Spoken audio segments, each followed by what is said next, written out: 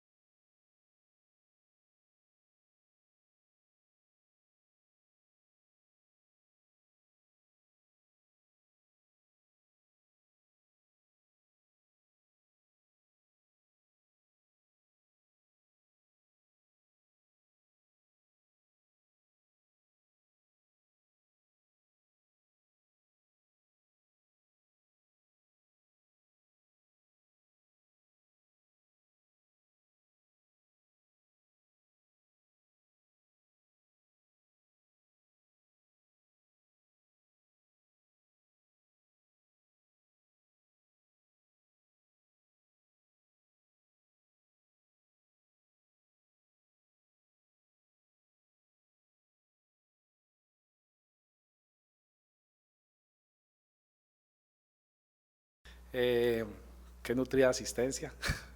Qué bueno, estábamos preocupados al principio, pero está muy bien. Eh, yo quiero partir de que la presentación que traigo hoy, más allá de ser una crítica o ser algo negativo, quiero también, como la doctora Obed nos lo mostró, tratar de que tengamos más bien una reflexión y al final que vamos a tener un taller eh, alrededor pues, de un algoritmo de cáncer de mama. Por eso va a traer algunas cosas de lo que tenemos hoy en cáncer de mama. Vuelvo y lo digo a nivel de reflexión, pero para que profundicemos un poquito en el análisis.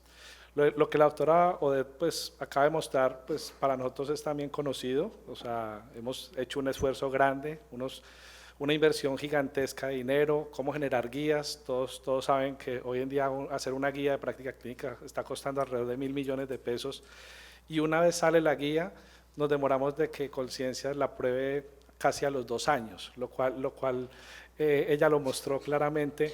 A nosotros en la clínica nos hace dudar de que cuando yo tengo una guía que sale publicada ya tiene 5 años de desactualización, y eso es inviable. Y más en cáncer, donde eh, todos los días, todos los meses vemos cómo se están aprobando medicamentos nuevos para el cáncer. Entonces eso hace que sea un poco más difícil.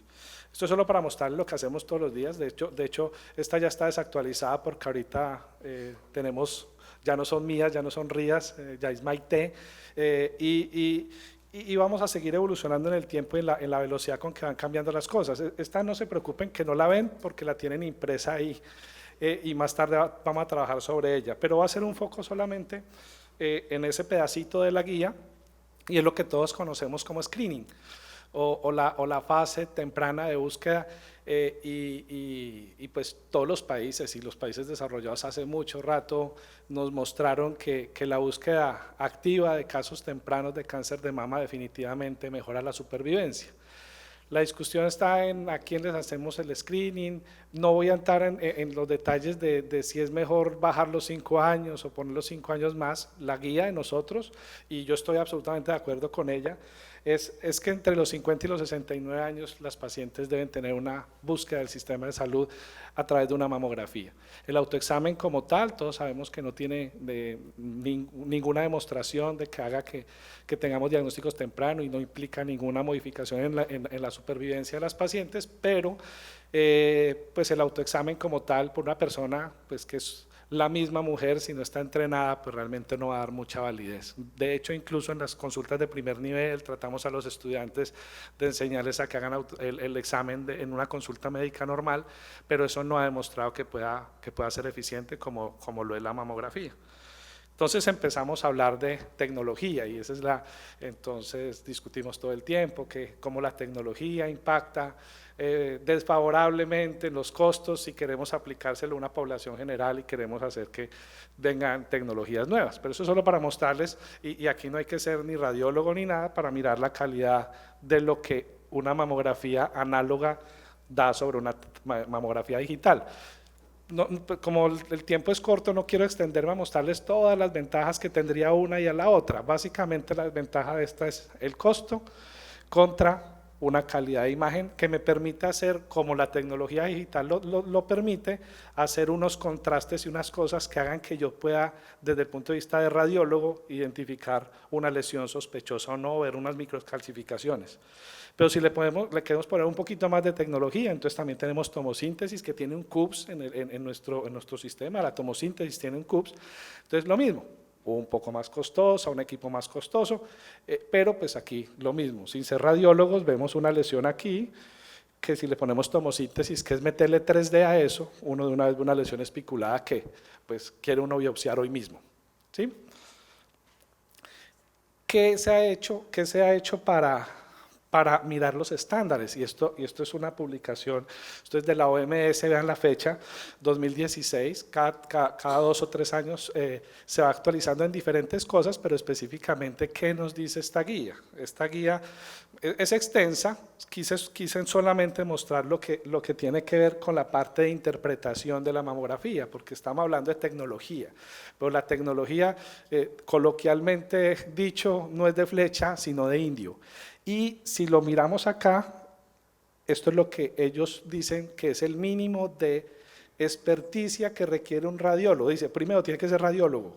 Y segundo, siendo radiólogo, tiene que tener un entrenamiento de 200 horas con un experto, 200 horas mirando mamografías, y después de esto debe hacer 200 interpretaciones con supervisión. Y ahí ya le doy el título de que ese es un radiólogo experto en mamografía, pero eso es, ya lo cumplió. Ahora, ese radiólogo, ¿cómo se vuelve una persona que para mí tiene una credibilidad? Es decir, en sensibilidad, en especificidad, es un experto. Debe tener 300 exámenes vistos por año. Entonces, digamos aquí, quienes estamos en la prestación o quienes están en el aseguramiento, probablemente no preguntamos eso. Nuestro modelo está basado en cuánto cuesta la mamografía, ese CUPS cuánto vale, y si es 30.000 pesos y aparece un oferente de 20.000, ese es mi proveedor. ¿Qué pasó acá? Esto desafortunadamente es lo que pasa. La doctora Odeda ahorita hablaba de la fragmentación. Sí que tenemos fragmentación. O sea, tenemos fragmentación no solo en el aseguramiento, sino en la prestación. Entonces, esta gráfica que yo muestro acá es lo que sucede en la ruta de diagnóstico de una paciente con cáncer de mama en Colombia. Todos lo sabemos, lo podemos mirar en los datos de la cuenta de alto costo y vemos cómo, si miramos por IPS en el proceso diagnóstico, código de habilitación, está calculado que hasta el diagnóstico participan al menos 5 IPS. Y si entramos en la fase de estadificación, 8. Nosotros hicimos un estudio que no está publicado aún, pero fue un estudio que hicimos con la Asociación Colombiana de Hematología, Oncología, EORT y la cuenta de alto costo, y encontramos que en 2 EPS que tuvieron participación con todas las IPS en Bogotá, básicamente lo que queríamos mirar era las diferencias que había entre contributivo y el subsidiado, y la gran sorpresa que nos llevamos es que eran 8 el promedio de IPS que participaban en la fase diagnóstica, lo cual obviamente genera un problema. Esto es un caso del martes y justo llegó ese caso y dije, lo voy a presentar en el taller porque va muy a lo que estamos hablando. Esta es una paciente que me llega remitida por la mastóloga con un cáncer de mama 3B, axila palpable, masa palpable, con esta mamografía del 2019. Entonces digo, listo, ¿cómo la leyeron? BRAF 4, biopsia, a cáncer de mama, hormona positiva, HER2 negativa, y ya todo su plan de tratamiento de quimioterapia, pues una enfermedad avanzada. Entonces, lo primero que le pregunto es, ¿cuántos años tiene? 59 años. ¿Usted tiene mamografías previas? Claro, sí, doctor, hace 2 años. ¿Y cómo le salió? Normal. ¿Y la tiene ahí? Muéstrela. Y si ustedes la ven, es lo mismo, ya tenía cáncer hace 2 años. ¿Cómo estaba leída? BRAF 2. Entonces, me devuelvo, les acabo de decir, hubo un radiólogo entrenado. Esa mamografía la recibió el médico general en el primer nivel. Va y ve el algoritmo, dice, cáncer de mama, no tiene, es un 2A. ¿Qué toca hacer? Mamografía en 2 años. Esta mamografía. Entonces, reflexión. Ahorita hablamos de las guías de práctica clínica, entonces lo que la doctora dijo ahorita, actualización, esta es la guía actualizada de nosotros, 2013, de cáncer de mama. Me voy al pedacito donde dice, ¿y cómo nosotros los oncólogos debemos definir el tratamiento del cáncer de mama? Entonces, pues muy facilito. Miremos si tiene estrógenos, progesterona y HER2. ¿Eso cómo se hace? Con inmunistoquímica. Les mostré ahora cómo de la patología, simplemente cuál es mi proveedor de inmunistoquímica, entonces esa patología la saco de un lado y la llevo a otro lado. Ahí ya estoy fragmentando, pero el problema es un poco más grande. Ya tiempo atrás, esto es 2008, empezaron a salir, pues hace más de 10 años ya publicaciones diciendo, ojo, que las pacientes con cáncer de mama se les está haciendo un diagnóstico erróneo en los receptores que definen las terapias. Esta publicación muestra cómo de 1000 pacientes, 400, después que se hizo en un centro de referencia al análisis de los casos, esas pacientes tenían un diagnóstico errado de los estrógenos y la progesterona. Por lo tanto, se le puso tamoxifeno a quienes no lo necesitaban y no se les puso a la que lo necesitaban. Y estas son las iniciativas y los esfuerzos que han hecho otros países para tratar de controlar esa variabilidad técnica, básicamente haciendo centros de referencia de análisis, en el cual, por ejemplo, este es un centro de referencia y prácticamente el 50% de los casos no le pegan a nada. Ese proveedor no debería estar o debería buscar una forma de entrenarse para garantizarme los estándares de calidad adecuados. Estos estudios de investigación, estos son la aprobación de trastuzumab en cáncer de mama. Se tomó la decisión de iniciar trastuzumab en las pacientes con el resultado local y después que eran hospitales de investigación, o sea, eran hospitales de muy alto nivel de investigación. Y el 20% de los resultados con el centro de referencia estaban diferentes. ¿Qué tanto cambió la decisión? En el 10%. O sea, en los estudios de investigación de trastuzumab, que hoy está aprobado y que nos demostró que bajaba el riesgo de recurrencia en el 50% en cáncer de mama, se le puso trastuzumab al 10% que no necesitaba y no se le puso al 10% que sí lo necesitaba. Solo les voy a mostrar algunas cosas que influyen, pero esta es bien dramática y es el tiempo de isquemia, desde que se toma la muestra hasta que se fija, que se echa en formol. Después de que se fija, toca mirar qué formol es, qué parafina. O sea, no me voy a extender en todo eso, pero parecido a la parodia que nos mostraban ahora, a mí en las consultas me llegan las pacientes con el pedazo de la biopsia diciendo, doctor, ¿y esto dónde hay que llevarlo? ¿Y cuándo he tomado la biopsia? Hace un mes. Eso es de foto, de parodia, pero eso pasa en nuestro sistema de salud. Entonces no estamos haciendo el trabajo como es, ni nosotros desde la IPS, ni el asegurador de garantizar de que su IPS le está haciendo las cosas como son. Esto es la inmunistoquímica de un tiempo de isquemia de 0 minutos. Yo lo saco y lo echo en formol. Y esto es que pasa toda la noche ahí, al otro día se acordaron del pedazo de tejido y lo echaron. No marcó nada. Esa paciente nos van a decir que es triple negativa. No receptores estrogénicos, progesterona y HER2. Y para el tema de interpretación pasa lo mismo, esto depende del observador. Entonces esto es solo para mostrarles, les pusieron a varios patólogos, 2 cruces, 3 cruces y una cruz de HER2 para que lo probaran comparado con el estándar aquí que era lo que un computador lee. Pero solo vean los puntos dispersos. Aquí un patólogo en una muestra que era claramente 3 cruces, dijo que era una cruz. Y eso es lo que estamos viendo también nosotros. Y con eso estamos decidiendo una terapia de trastuzumab por 1 año, que todos sabemos el costo. Y si uno mira el costo de una prueba de HER2 bien hecha, puede estar costando 110.000 pesos. Y hay pruebas de HER2 de 20.000 en Colombia. Y nosotros estamos contratando la de 20.000 para dirigir una terapia que nos cuesta 150 millones de pesos al año. Entonces creo que el enfoque está perdido bajo la parte técnica de cómo se hacen las cosas. Estas son las ineficiencias, pero las ineficiencias clínicas, operacionales y algunas comportamentales de la población. Este es el estudio que hizo ASEMI, que publicó en el 2008.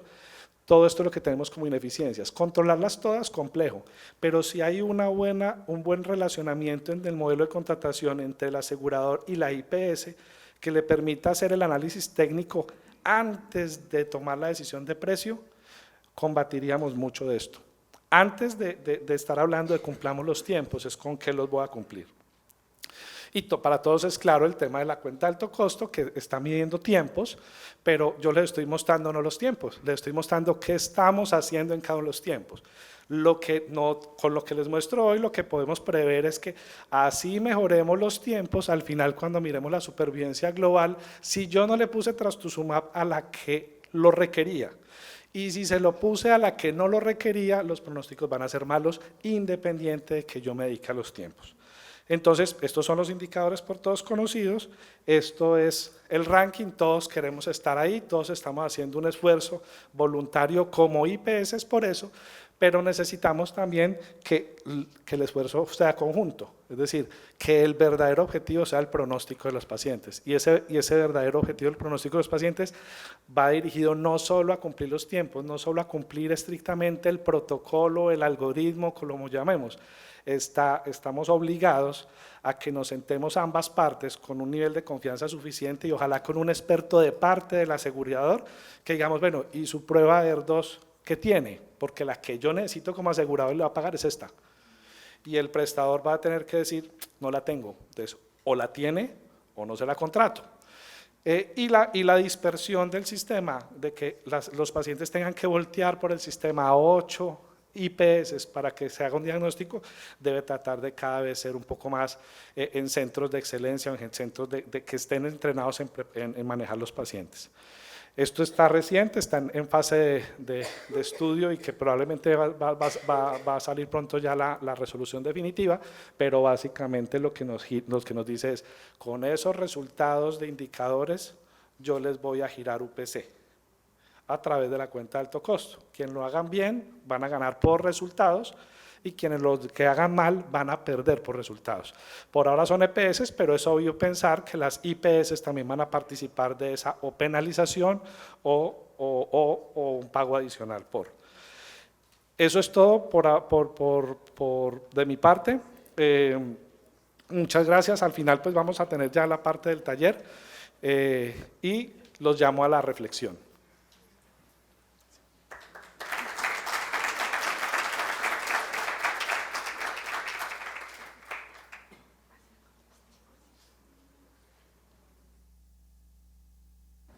Bueno, buenos días a todos.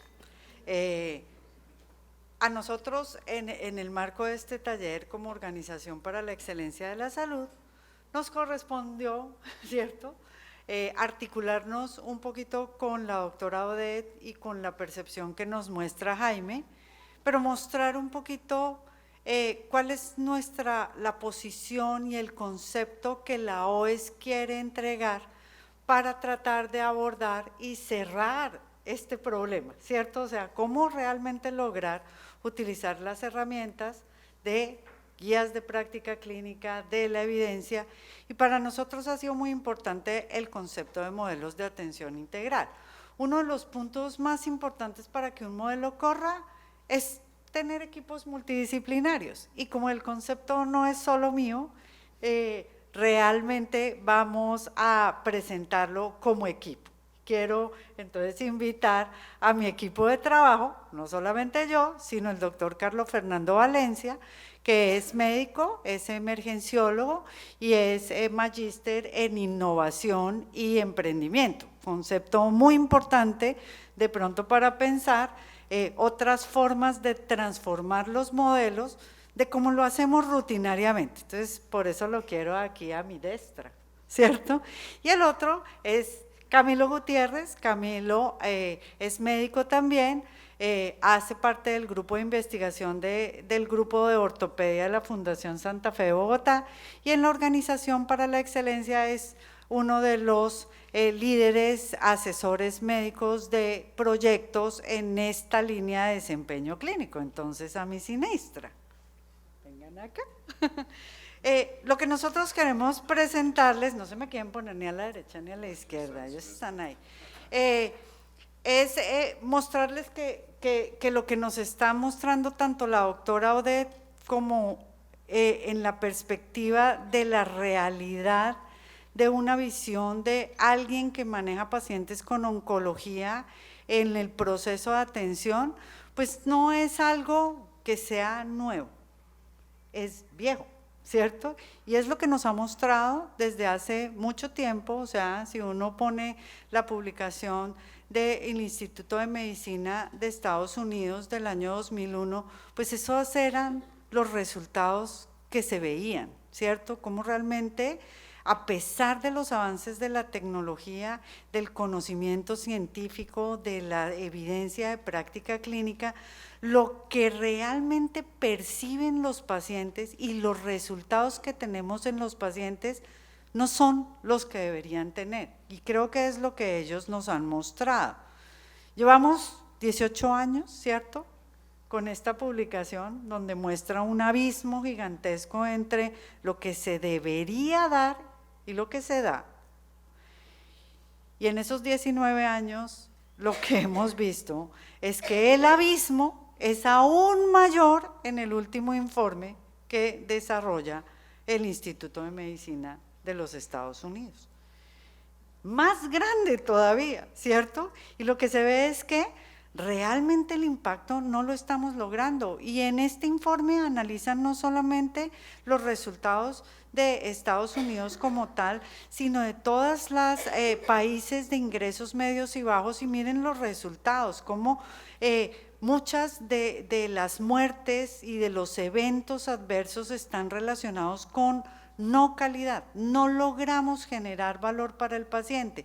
Cómo esas muertes se producen de manera descoordinada y no las ponemos en foco, y si uno las ve en la gráfica que ellos reportan, pues uno se impresiona, ¿cierto? Porque en azulito están el total de muertes y en rojito las relacionadas con problemas de calidad, y ponen patologías, ¿cierto?, de las que manejamos todos los días en nuestras instituciones, y uno ve patologías en las que las barras realmente son impresionantes.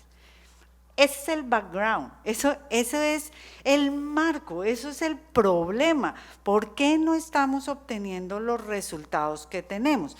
Y aparece una herramienta, ¿cierto?, como la que nos muestra la doctora Odette, y es la que queremos discutir con ustedes acá, que es los algoritmos clínicos. Si uno busca en las bases, ¿cierto?, el término de algoritmos clínicos, en los últimos 5 años uno ve que el número de publicaciones es gigante, ¿cierto? 18.604 publicaciones sobre algoritmos clínicos, o sea que realmente creo que es un tema que ha empezado a cobrar interés en los últimos años. Cuando uno los revisa, no nos los leímos todos, ¿cierto, chicos? Pero hicimos una revisión de la mayoría, lo que uno ve es que el foco del algoritmo es lograr estandarizar los procesos de atención, es hacer esa estandarización de algo que probablemente no es tan claro, cómo lograr establecer una ruta para la atención de los pacientes con condiciones específicas de salud que están basados en las guías de práctica clínica. Sin embargo, el ejercicio de estandarizar probablemente no surte efecto si no va ligado a un ejercicio de co-creación, ¿cierto? ¿Cómo logra uno utilizar de pronto otras herramientas que nosotros en el área de la salud no usamos, porque no las entendemos probablemente? Yo creo que los clínicos y el personal de salud entiende claramente las guías, las recomendaciones, la evidencia, la lectura de la mamografía, cómo se interpreta, qué medicamentos se deben utilizar cuando estamos en un estadio 1, 2 o 3, pero que le digan a uno la teoría de ecosistemas, el círculo de oro, el design thinking, o sea, otra serie de metodologías, como no las entendemos, no las usamos, pero son útiles, porque si logramos estandarizar, ¿cierto?, pues tenemos que usar esa estandarización para buscar estrategias e intervenciones que hagan que eso que está en la ruta pase en la realidad del día a día. Ese es el reto, eso es lo que realmente es difícil. Porque lo que pasa realmente es que lo que vemos acá, ¿cierto?, es lo que nos traza un algoritmo. Trata de convertir, ¿cierto?, la ruta del paciente en algo lineal, ¿cierto?, que tengo que identificar el riesgo de la paciente con cáncer de seno, y si tiene riesgo alto, entonces tengo que mandarla al mastólogo y después hacerle la mamografía. Esa es la ruta, como algo lineal. Pero lo que uno ve en la realidad, ¿cierto, Carlos Fernando?, es esto, ¿verdad? Uno ve es esto, la ruta es esta y lo que uno ve es esto, porque cuando uno abre un pasito, como nos lo describió tanto Odette como Jaime, es que cada paso puede tener miles de pasos cuando tú lo abres, ¿cierto? Tengo que mandarle la mamografía a la señora que tiene más de 50 años en mi base de datos de mi EPS. Primero tengo que capturarla, desarrollar un proceso para hacer inducción a la demanda y traer a la señora al proceso de atención, darle la cita a la señora. Cuando le dan la cita a la señora, ordenarle la mamografía. Con la orden de la mamografía, la señora tiene que ir a que le autoricen la mamografía. Se la autorizaron, ir a pedir la cita a donde le corresponde. Una vez le dan la cita, entonces ir a la cita, ¿cierto? No fue bien preparada, no le dieron las indicaciones, se fue, volvió, se la hicieron, ir con el resultado, reclamarlo, llevarlo a la consulta. Una vez lo lleva a la consulta, lo ve el médico 1, 2, 3, 4, 5, 6, y hay una cantidad de tiempos de no valor que se generan por esas ineficiencias, ¿cierto? Eso es lo que genera realmente esas ineficiencias. ¿Qué es lo que planteamos? ¿Cierto? Los algoritmos como herramienta de estandarización tienen que además ligarse a preguntarse desde lo estratégico qué no hacer, ¿cierto? ¿Qué es lo que no debo hacer? Identificar en la ruta de atención cuáles son esas cosas que no agregan valor y que son todo ese listado de ineficiencias que nos mostraba realmente Jaime en su presentación. Estandarización, importante, volverlo un flujo, pero además, ¿cierto?, ver cómo esa estandarización se mueve en el sistema de salud para lograr un sistema de salud más que estandarizado, de precisión. ¿Lo he dicho bien, Carlos Fernando? Con un propósito. Y el propósito es el que hay que traer a la línea de frente y creo que es el concepto base de la excelencia. ¿Cómo lograr generar valor para el paciente? ¿Cómo lograr que todo lo que yo haga en esa ruta genere valor? En términos de lograr los resultados, pero sobre todo mejorar la experiencia del paciente con el proceso de atención en relación con el costo, obviamente, porque son finitos. Entonces, ese punto es muy importante. El propósito probablemente de generar valor es ser mejor, probablemente sí, ¿cierto? Hay que hacer lo que hay que hacer, pero más que ser mejor es ser único, es innovar. Y por eso es que, alineado a los procesos de estandarización, analizar los resultados de desempeño de esos procesos de atención, mirar la variabilidad, le permite a uno identificar dónde están las brechas, ¿cierto? Para disparar la experticia de Carlos Fernando, ¿cierto? Procesos de innovación que hagan que nuestros procesos de atención sean únicos. ¿Para quién? Para el paciente, que es nuestro fundamental, ¿cierto, Carlos Fernando? Sí, señor. Bueno, la idea cuando empezamos a mirar cómo empezamos a redefinir los resultados en salud y cómo hacemos innovación sin hacer un concepto de desaprender de forma total, sino construir sobre lo que ya tiene el sistema, empezamos a hacer unas revisiones distintas a las que uno hace en el ejercicio clínico tradicional, y era empezar a mirar qué están haciendo las otras industrias que van un poquito más adelante. Esto es una publicación del BMJ donde no están hablando de metodologías de mejoramiento, sino están hablando de inteligencia artificial, de hacer machine learning, de hacer otras herramientas, que es lo que están haciendo las otras industrias distintas a salud. Y acá el problema no es el algoritmo, el problema no es el proceso, sino responderle al paciente una pregunta, y es ¿por qué hizo lo que hizo?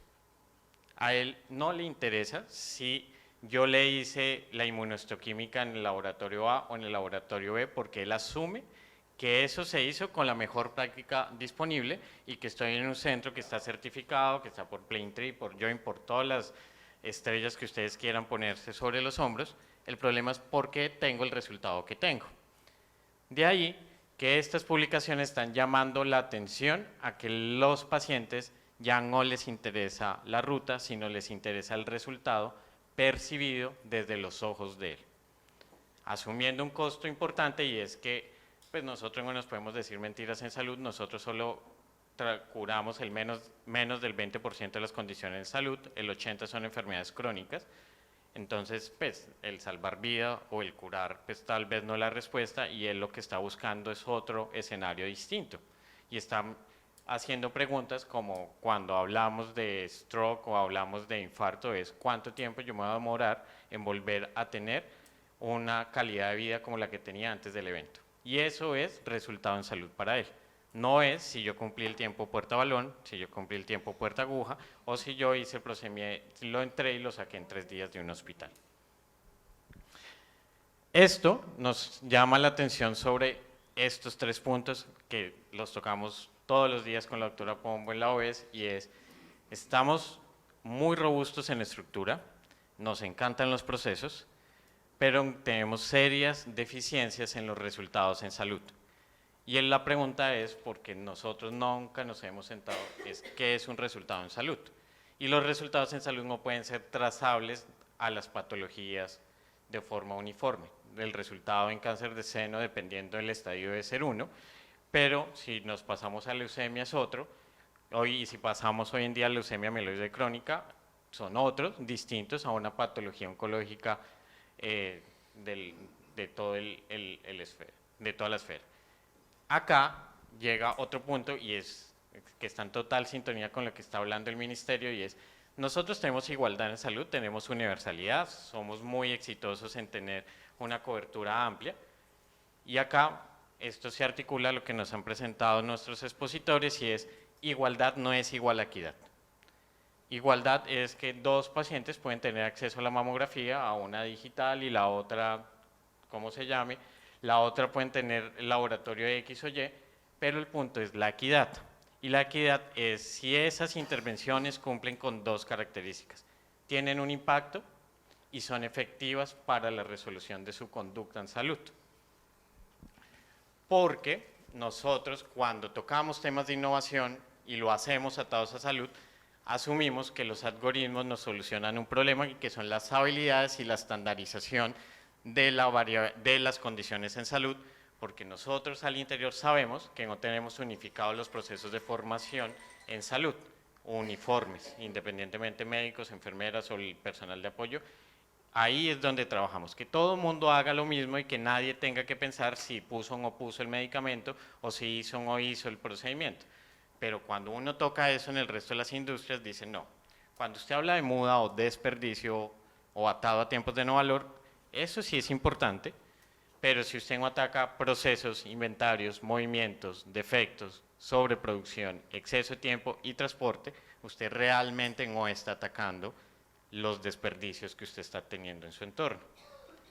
Y un ejemplo de esto es lo que está haciendo todo el mundo y que nosotros seguimos, digamos que en estas discusiones bizantinas de cómo seguir haciendo procesos de mejoramiento sin tener en cuenta el impacto, porque nos casamos con el problema y deberíamos empezar a arrancar desde qué solución queremos y ahí sí pues tengamos claro hacia dónde vamos y ahí empezamos a construir.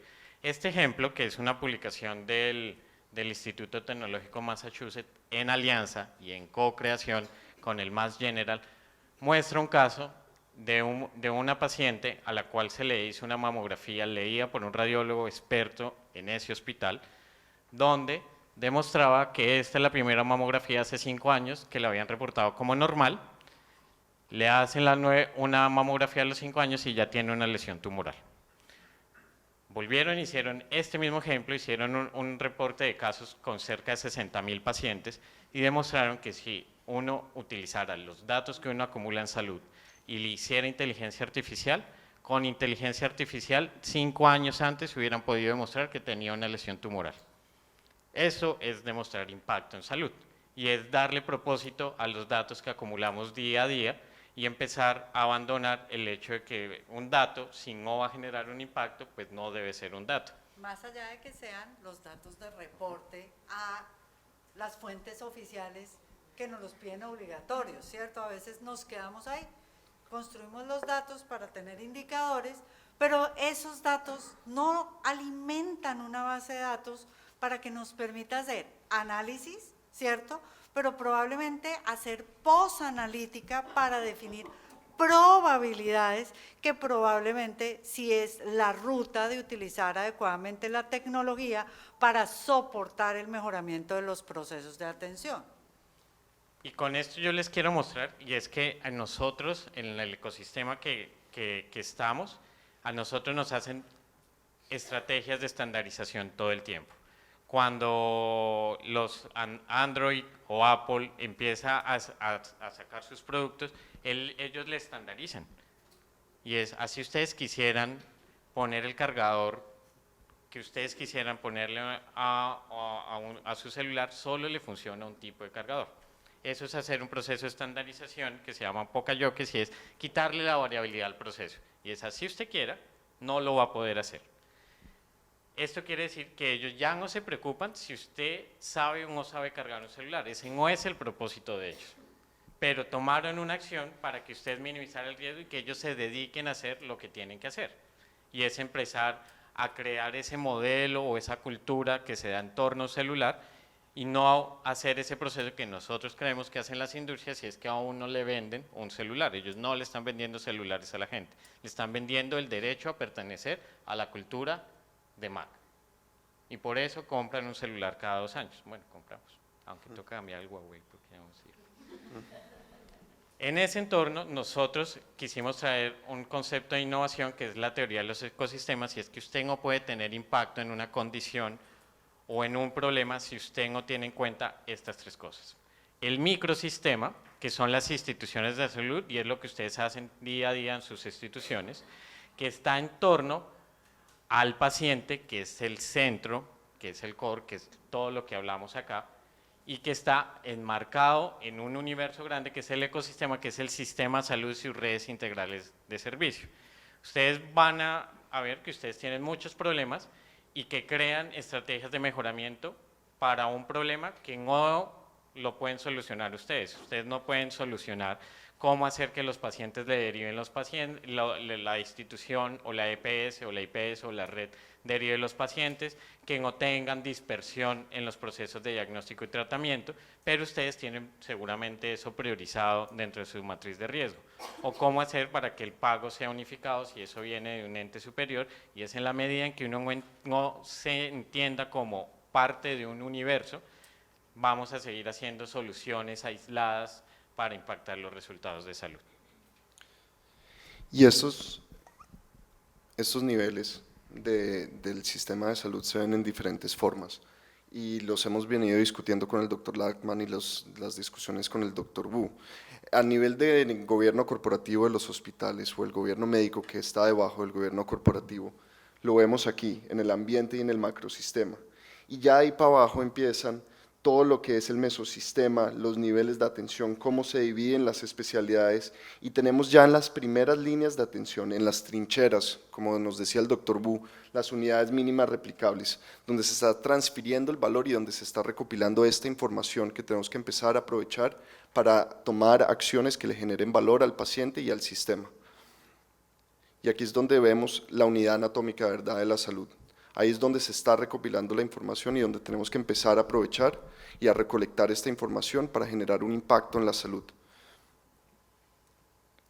Y explotarlo en los 3 niveles donde más nos impactan nuestras instituciones, e integrar a las EPS y a todos los actores, enfocándonos en los pacientes como un eje central dentro de las estrategias institucionales para fomentar esta creación.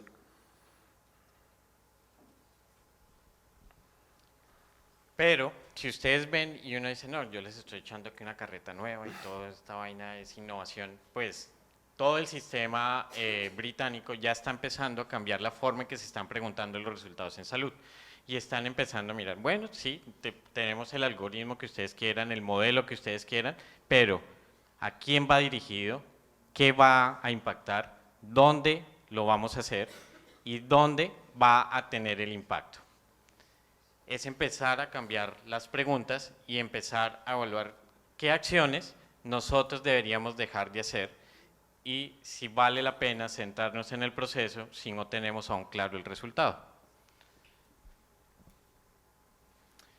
En esta necesidad de empezar a trasladar cosas de las otras industrias a salud y creer que nosotros no somos tan distintos y que deberíamos empezar a ir a la velocidad que van ellos, desde OES estamos empezando a crear una metodología que agrupe todas esas 11 estrategias de innovación que la doctora Luisa les mostró desde Ovella, que es una metodología del sistema de producción Toyota, que es una habitación de la guerra, y es tener la capacidad de sentarse todo un equipo de trabajo en una misma habitación a decirse las verdades y no salir de esa habitación hasta que tenga la solución de su problema. Eso pues acá somos políticamente correctos, entonces no se puede. Pero la idea es trasladar esto a salud, y es cambiar esta estructura, este proceso y este resultado por las nuevas intenciones dentro de las intervenciones en salud. ¿Cuál es la experiencia del paciente? Que no necesariamente es una relación uno a uno con el resultado que yo oferto como institución. Tengo equidad dentro de las intervenciones de salud porque el resultado puede variar, pero la experiencia sí debe ser uniforme. La precisión de la atención y cuál es el impacto que esto genera en los procesos de atención.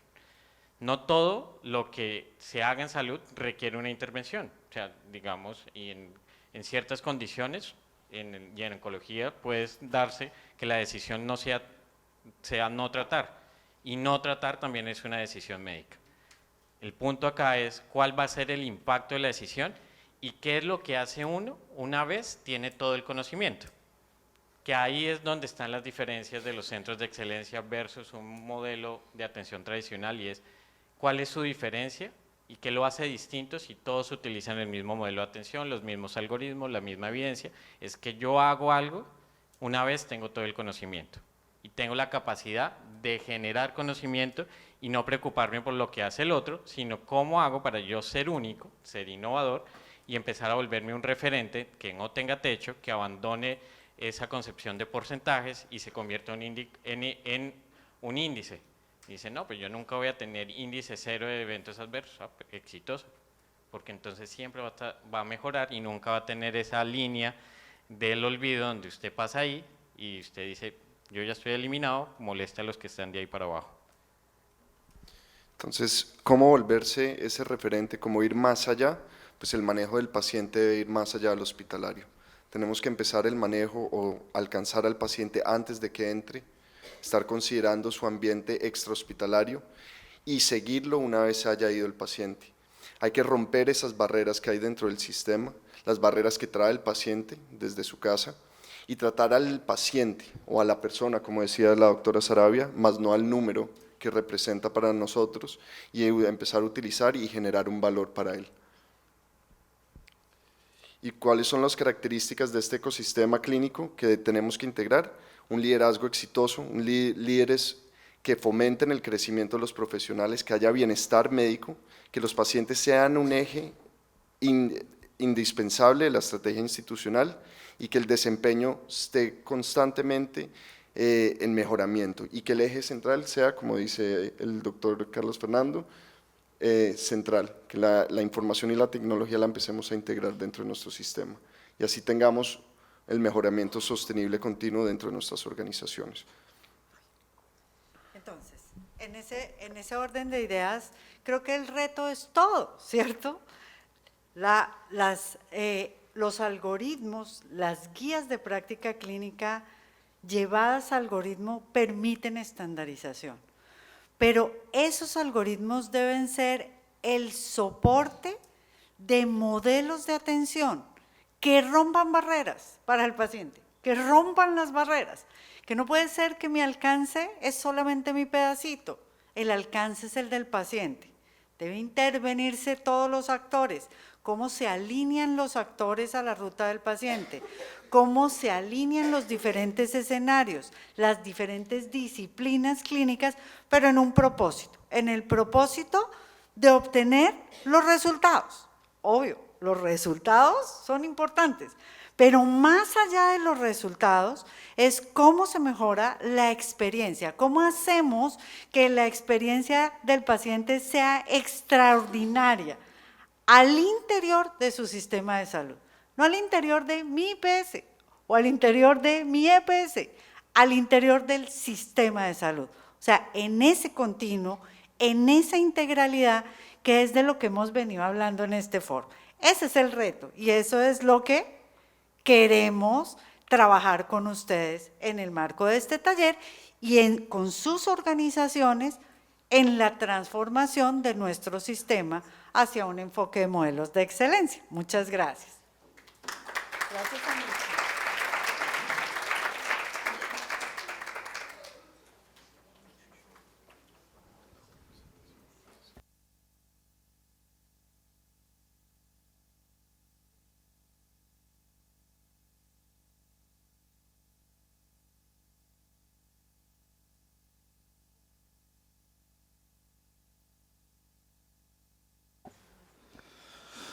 Bueno, nada, demostrarles solo es una experiencia que pues hoy estamos orgullosos y las queremos compartir.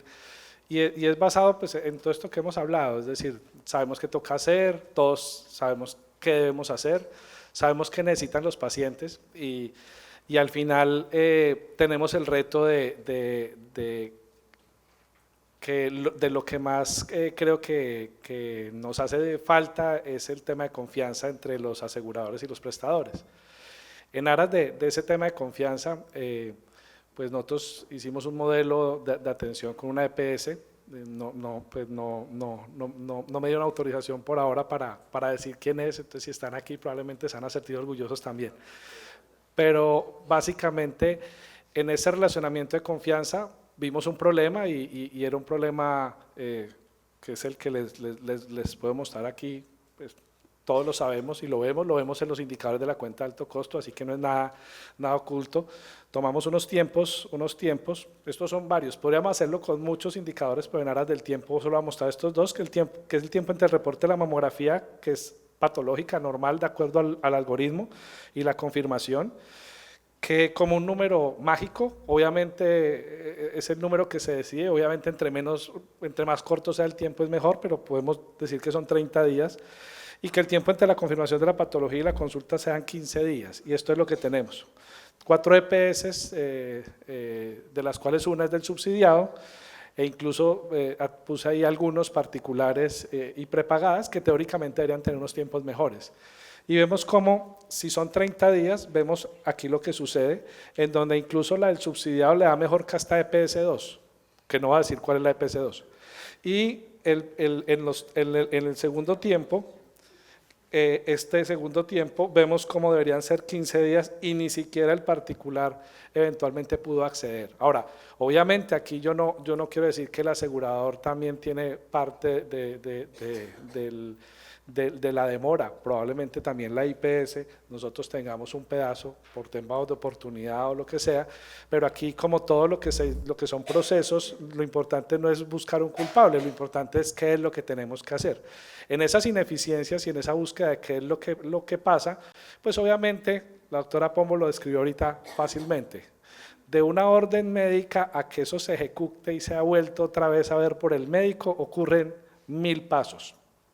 Entonces existen muchos modelos basados en la confianza que termina generando y que en la misma ruta que ustedes tienen ahí dice autorización integral, a la cual no hemos llegado, pero en algún momento llegaremos, en el que un paciente tiene cáncer y yo le diga, listo, vaya a ese centro y trátese. Nosotros ya organizamos eso, ¿cuánto vale? Ese es el modelo que les quiero yo mostrar acá y es como sabemos, y por esto es el desarrollo de todas las cosas en cáncer, lo que se diagnostique temprano cuesta menos y lo que se diagnostique tardío cuesta más. Y nosotros que estamos en la prestación del cáncer, siempre seremos los malos del paseo. Aquí este oncólogo que prescribe inmunoterapia siempre estará en la mira del asegurador cuando dice, ¿y usted para qué puso eso? Afortunadamente ya en Colombia estamos empezando a probar inmunoterapia en adyuvancia, es decir, en fase curativa, en la que el periodo de tiempo es solamente 1 año y esos pacientes se van a curar, pero cuando es metastásico lo reciben 2, 3, 4, 5 años a unos costos gigantescos. Y esto es Estados Unidos, queremos que en estos 30 años empezar a tener estas supervivencias y no queremos estar de este lado donde el Producto Interno Bruto interfiere o genera directamente unos malos resultados y un Producto Interno alto buenos resultados, pero no necesariamente es eso, generalmente y cuando lo miramos tenemos ineficiencias y la doctora Oder lo mostró, cuando mostraba los caracoles de cómo con la misma plata hay centros muy eficientes y hay centros muy poco eficientes. Esa es la discusión. Entonces es claro que el diagnóstico centralizado en sitios que tengan experticia es mucho más costo efectivo y se reduce a esto, a que un diagnóstico correcto, rápido, con un tratamiento correcto y rápido es más barato que una serie de diagnósticos incorrectos, probablemente terapias que no fueron las que deberían haberse puesto.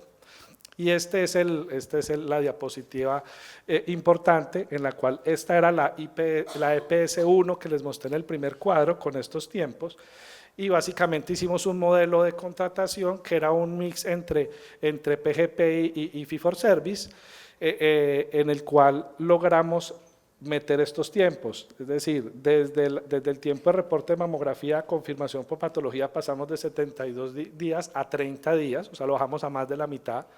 Esto es en solo un año, estamos hablando de 2017 contra 2018, y en el tiempo de la confirmación de la patología de la consulta pasamos de 60 a 16 días. Esto, obviamente estos son tiempos que incluso con este logro, si ustedes miran lo ideal que son 30, nos da incluso un poquito salido, o sea, todavía ni siquiera con un modelo de estos logramos lo que la cuenta de alto costo nos está diciendo que debemos tener. Y con lo cual la cuenta de alto costo va a decir, señores EPS, ustedes no están cumpliendo y esto le va a dar en rojo, en amarillo o en verde. Entonces, estos esfuerzos entre EPS e IPS son muy importantes.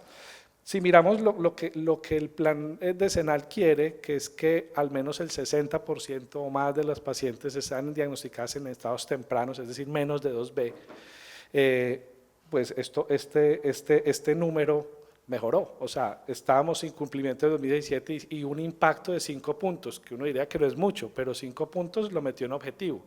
Y ojalá fueran 80%, porque eso se ve directamente relacionado en costos, y en calidad de vida y en mejoría de supervivencia. No todo es color de rosa, yo pues obviamente toca mostrar también lo que sucede, y es que sí, si bien esto es un muy buen tiempo entre lo que pasa desde que la paciente tiene un diagnóstico de cáncer hasta que empieza la quimioterapia neoadyuvante, es decir, antes de cirugía, que es un tiempo muy bueno, si miramos que el tiempo que esperábamos era 60 días solo en el pedazo de diagnóstico, o sea, aquí ya está empezando el tratamiento. Sin embargo, aquí vemos otros problemas, digamos específicamente en cáncer de mama. Necesitamos un ecocardiograma para que la paciente empiece quimioterapia. Entonces está ordenada la quimio, pero como no tiene el ecocardiograma y tiene que hacerlo en otro proveedor, probablemente esos tiempos. Que es una medicación no PBS, entonces tiene que ir al MIPRES y otra autorización. Entonces, todas esas barreras son las que al final terminan viendo que los números se ven muy fáciles de cumplir desde uno decir, es que tiene cáncer y tiene que empezar tratamiento, ¿cuándo? Pues mañana. Y ese mañana, pues son 60, 60 y pico y tantos días. Sin embargo, por ejemplo, logramos que la patología que se tomaba en nuestros centros saliera en menos de 10 días, incluso tenemos casos, obviamente esto es un promedio, tenemos casos en el que la paciente el mismo día se hizo la mamografía, el radiólogo le hizo la biopsia y al otro día tenía diagnóstico patológico y esa misma semana estaba siendo valorada por el oncólogo. O sea, ese es el ideal. ¿Cuánto cuesta? Lo mismo. Lo que se quitan son todas esas barreras que da un centro, digamos, que tiene integralidad. Y están basadas, pues, única y exclusivamente en la confianza.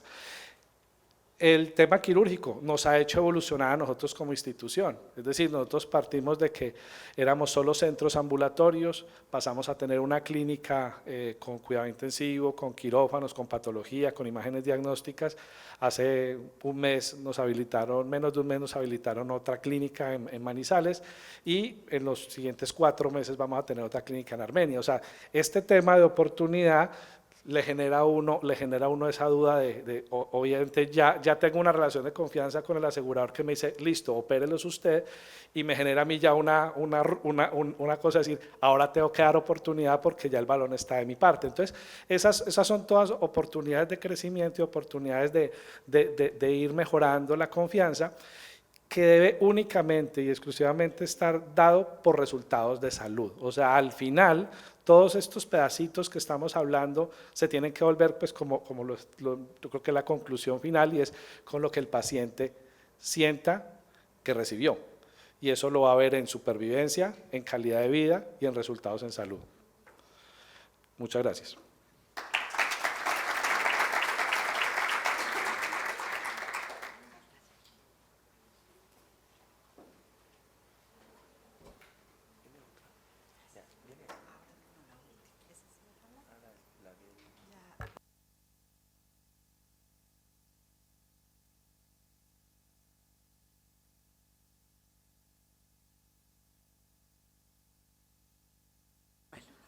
Hacer un ejercicio en taller para lograr realmente apropiar todo eso que acabamos de ver, herramientas de algoritmos, herramientas de co-creación, pues no es fácil, pero lo vamos a hacer, ¿cierto? En sus mesitas, en sus mesas hay una ruta, ¿cierto? Es un algoritmo, es la ruta de atención integral de cáncer de seno, la que todos conocen, la que está aprobada por el Ministerio de Salud. Y vamos a trabajar sobre esa ruta, ¿cierto?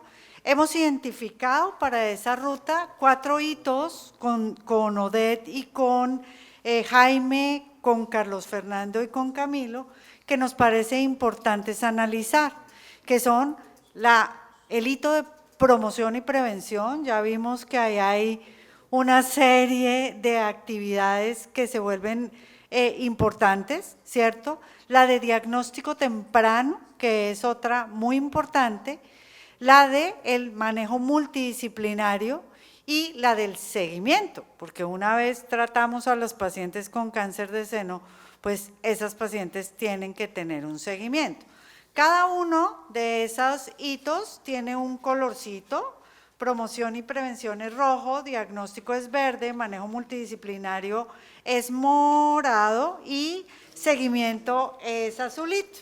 En sus mesas se encuentran una tarjetica que les identifica cuál es la fase que queremos que analicen en su mesa, ¿cierto? En la información que tienen, el rojito, bueno, fucsia, está dentro de los rojos o fucsias, lo van a encontrar en la guía que les voy a entregar ahorita. En la información que les voy a entregar, pues no solamente está la ruta, ¿cierto?, sino también está un propósito que le hemos construido muy teórico. Probablemente si hiciéramos un análisis más profundo de propósitos, lo haríamos mucho mejor. A cada uno de esos hitos, qué es lo que se pretende, y lo primero que queremos es que ustedes, de acuerdo a ese propósito, identifiquen cuáles serían esos resultados esperados de esa fase. ¿Cuál sería esa experiencia del paciente, cierto? Pero además de eso, hay unas brechas que les trae el experto en el tema de cáncer de seno, pues que afortunadamente estuvo con nosotros, que es el doctor Jaime González, las brechas que él ha identificado en esa fase desde su perspectiva. No son las únicas, esas son las de él. Si ustedes identifican otras muchas brechas, hay que meterlas en la bolsita de análisis. La metodología que vamos a utilizar para hacer el taller es Design Thinking, una de muchas de ese cuadro que les mostramos con mi equipo de trabajo, que se las va a explicar Carlos Fernando. La idea es hacer una adaptación rápida de esta metodología, donde empecemos en la operación de una de las rutas de atención. ¿Cómo hacemos esto? Y lo que busca hacer esta metodología es impactar sobre la experiencia del usuario, generar las ideas de mejoramiento, hacer procesos de depuración de esas ideas y hacer una cosa que es súper importante en salud y que deberíamos hacer, y es prototipar. Y eso, en términos económicos, es hacer cosas baratas, evaluar si tienen impacto, para después llevarla a grandes implementaciones. Cuando uno revisa Design Thinking, ellos tienen un círculo de valor, como nosotros también lo tenemos, pero el círculo de ellos arranca desde un proceso que es importante, y es que ahí no hay soluciones, sino hay nuevos problemas. Y eso es un punto importante del proceso, donde por medio de 5 fases uno tiene claro un proceso que se llama empatía, que es conocer la situación real, dónde usted está parado. Eso es en cortico. De acuerdo a eso, usted tiene que definir cuáles son las cosas que para usted son importantes y cuáles, pues sí, tienen un gran impacto, pero pues usted no tiene ni las habilidades para intervenirlas, ni tiene o los recursos o la infraestructura o las herramientas para poder impactarlas. Con esto, a esa priorización que usted le hace unas ideas de mejoramiento o unos planes de mejora. De estos, usted elige cuál es el que tiene mayor frecuencia, orden e impacto, y en base a esos principios, con base a esos principios, perdón, usted lo que hace a continuación es idea la forma como va a correr eso. Y es aprender sobre el camino. Cuando uno pues hace la revisión de manufactura y hace la revisión de lo que hizo Toyota, ellos no salieron a sacar un modelo de producción en masa, sino sacaron un modelo, miraron si funcionó o no, y cuando se dieron cuenta que el Toyota Corolla no funcionaba, pues ¿qué fue lo sencillo? ¿Quién es el que hace carros en Estados Unidos? General Motors. Venga, hagamos un modelo en co-creación, y es el carro más exitoso en la historia de los Estados Unidos. Es hacer cosas rápidas que generen impacto para hacer un fenómeno de prototipo, y ahí sí uno puede hacer fenómenos de evolución. Uno no puede sacar un plan de mejoramiento, correrlo todo y darse cuenta que el problema no era el plan, sino era la gente. ¿Qué es lo que pasa generalmente en las organizaciones? Es que a las grandes organizaciones lo que los hace importante no es su infraestructura, sino es su gente. ¿Listo? Entonces, vamos a trabajar el taller. La idea es las mesas. Invitamos a las personas que están fuera de las mesas que se peguen a alguna de las mesas, porque es interesante ver la perspectiva de todas en el taller. Una aclaración también ahí, como sé que hay personas de aseguramiento, probablemente la industria, o que no sean ni de un lado ni del otro y todas las ideas son claras, lo que está ahí fue lo que yo puse desde la visión de la IPS, que podrían ser algunos de los problemas, pero obviamente lo más importante no es desarrollar esas, es lo que ustedes, digamos, como quienes son de IPS puedan identificar como un problema mucho más importante que el que está ahí, o del otro lado, del asegurador, que de pronto tenga una idea de decir, para mí como asegurador el problema es este. Entonces, sobre ese también se puede trabajar, porque no es solamente, lo que está ahí es solo un ejemplo de lo que vemos desde la prestación, pero podría ser algo del aseguramiento, de la industria, de cualquier otra persona que esté metido en el proceso del paciente. Listo. Para el desarrollo del taller les acaban de entregar un documento donde, pues de acuerdo al color que ustedes tienen, hay un propósito definido, y como le decía el doctor, hay una serie de barreras que es una propuesta metodológica, no necesariamente quiere decir que son las barreras identificadas en la guía, y va a arrancar con la definición que nos va a servir a nosotros, es que sea en el documento que nosotros les compartimos, que pongan el nombre de su rol y la organización a la cual pertenecen, y definan cada una de las mesas el moderador o el que va a hacer la presentación. Vamos al final del ejercicio a invitar a uno de cada una de las fases a que nos muestre su resultado, ¿cierto? Que básicamente se va a enfocar en definir cuáles son las barreras que ustedes identificaron, y al final cuál fue la solución que armaron y que prototiparon en este ejercicio de Design Thinking. Okay. Las fases pues, que vamos a intervenir son promoción y prevención, diagnóstico temprano, manejo multidisciplinario y seguimiento. Ajá. ¿Quiénes tienen rojito o fucsia? Son promoción y prevención. Promoción ¿qué es promoción y prevención? Diagnóstico temprano, verdecito. Acá. Dos verdecitos. Manejo multidisciplinario, moradito. Bien, uno solo, dos. Y seguimiento. Bien. Bien, si alguien se quiere cambiar, hable ahora o calle para siempre.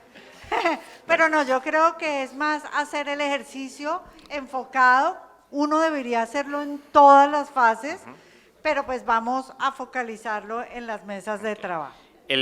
Ya identificado pues cuál es su área de intervención, el siguiente punto es el parágrafo C, donde ustedes van a tener que definir al interior de sus mesas cuál es el resultado esperado de la fase, con lo que ustedes tienen y con lo que ustedes definen. ¿Sí? ¿Cuál es el resultado? Un resultado. Si si el propósito de la fase es lograr el diagnóstico temprano, ¿cuál es el resultado? ¿Cómo medirían ustedes el impacto de eso en términos de valor? ¿Cierto? Ese es el punto importante, porque todas las acciones que hagamos deben responder a esos resultados. Eso fue lo que hablamos en la presentación, ¿cierto? Entonces, hay que hacer ese ejercicio. Y teniendo claro ese resultado, vamos a arrancar con el primer punto del Design Thinking, que es empatía, que es conocer la línea de base, dónde uno está parado. Y para eso, uno lo hace de forma sencilla y es con 3 preguntas. ¿Cuál es su situación actual? ¿Por qué usted tiene los resultados que tiene en su organización? Y si tiene claro a dónde tiene que llegar, a dónde usted quiere llegar teniendo claro el fin. Cuando respondan esos 3 puntos, que les da como una línea de base, van a empezar a definir cuáles problemas ustedes tienen, ¿cierto? Y tienen que hacer un fenómeno de depuración. Les puede salir 10.000 cosas, la gente, el personal, bueno, lo que ustedes quieran, pero tienen que priorizar cuáles de esos problemas realmente son sus principales problemas. ¿Y cómo hacen eso? ¿Cuál es la frecuencia del problema? ¿Cuál es el orden del problema? ¿Y cuál es el impacto del problema de cara al resultado que ustedes quieren tener?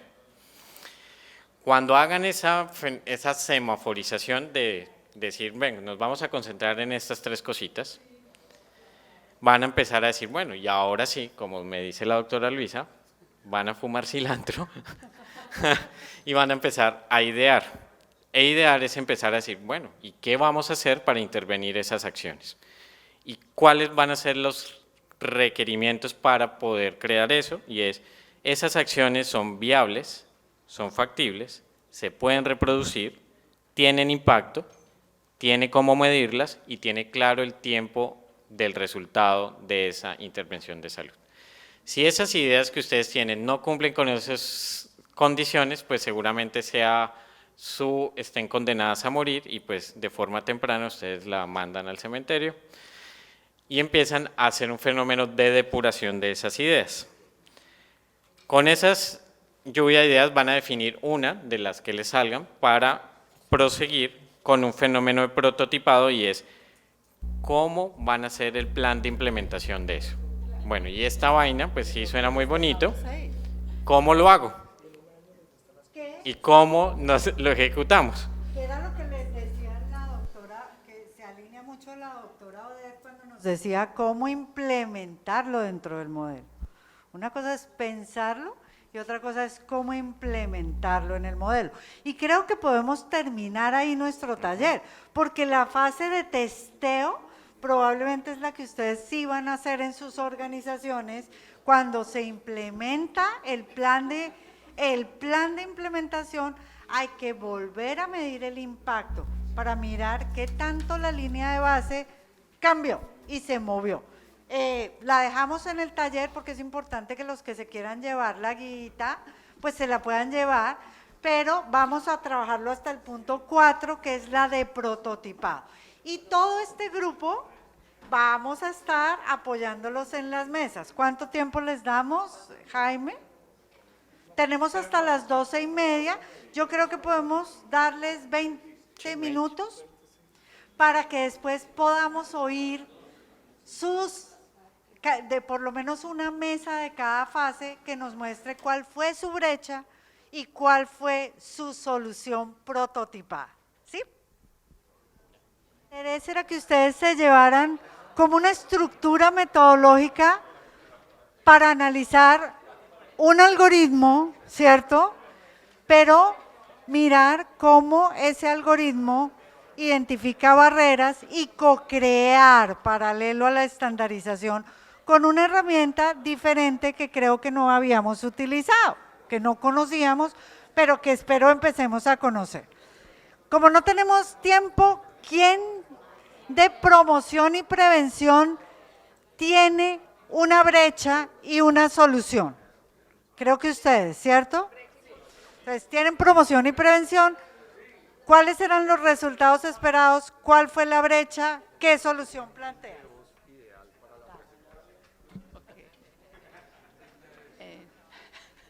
Buenos días. Bueno, lo primero es que quiero presentar el equipo de esta mesa que coincidencialmente fue maravilloso, porque acá contamos con el director del Hospital de la Estrella, que es un sitio que queda en Aburrá, el líder director de Sura en Bogotá, jefe de línea de prevención de la línea de cáncer de mama, jefe de enfermería también especialista en tema administrativo, gerente médico de una entidad oncológica, y pues yo soy médica con, digamos, algún conocimiento en salud pública. Entonces, se nos ocurre que de la ruta de atención no nos interesa la ruta, no queremos la ruta, queremos que las mujeres no lleguen a la ruta desde un design thinking. ¿Cómo haríamos eso? Tendríamos un clúster. El clúster ya existe y es la base de datos original de la cuenta de alto costo, que está pues dentro del marco jurídico legal. Entonces allí tomaríamos las mujeres que ya fueron reportadas con cáncer de mama en el 2018. Ese sería el clúster grande. De allí haríamos una subdivisión de las mujeres que pertenecen a Sura, que tiene un buen manejo dentro del ranking de gestión de riesgo y calidad del dato para la cuenta de alto costo en cáncer. De esas mujeres haríamos la selección de las que tienen primer grado de consanguinidad con esas chicas que ya están reportadas. A través de la jefe se desplegaría un grupo de APS para contactarlas, haríamos un abordaje etnográfico que nos diga cuáles son las situaciones especiales de esas mujeres en todo el país, dependiendo si son de la costa, del sur, del centro, lo que piensan alrededor de esa situación y si estarían dispuestas a acceder a un examen que se llama BCRA 1 y 2, que es lo que determinaría si esa mujer está en riesgo de tener y lo puede desarrollar.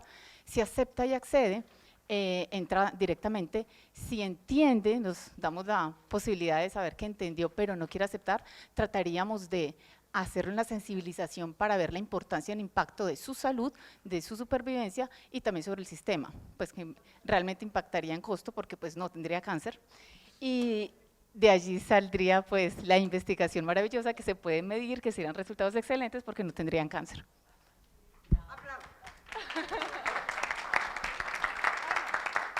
Yo lo que creo es que Odette, Jaime, Carlos Fernando, Camilo y yo nos sentimos orgullosos.